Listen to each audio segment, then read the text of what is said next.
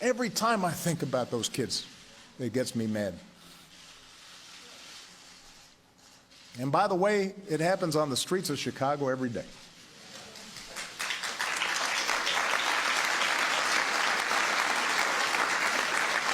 So, we cannot simply turn away and dismiss those in peaceful protest as troublemakers or paranoid.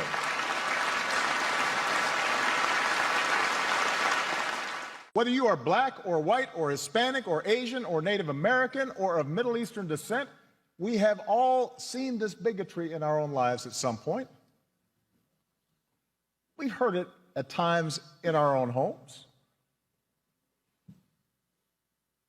If we're honest, perhaps we've heard prejudice in our own heads and felt it in our own hearts. We know that. And while some suffer far more under racism's burden, some feel to a far greater extent discrimination's sting.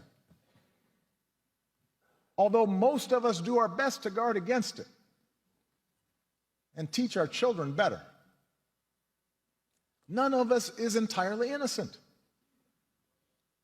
No institution is entirely immune. And that includes our police departments. We know this.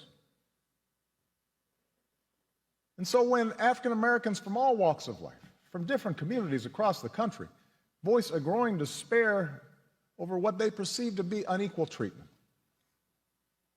when study after study shows that whites and people of color experience the criminal justice system differently, so that if you're black, you're more likely to be pulled over or searched or arrested, more likely to get longer sentences, more likely to get the death penalty for the same crime. When mothers and fathers raise their kids right and have the talk about how to respond if stopped by a police officer, yes sir, no sir, but still fear that something terrible may happen when their child walks out the door, still fear that kids being stupid and not quite doing things right might end in tragedy. When all this takes place more than 50 years after the passage of the Civil Rights Act, we cannot simply turn away and dismiss those in peaceful protest as troublemakers or paranoid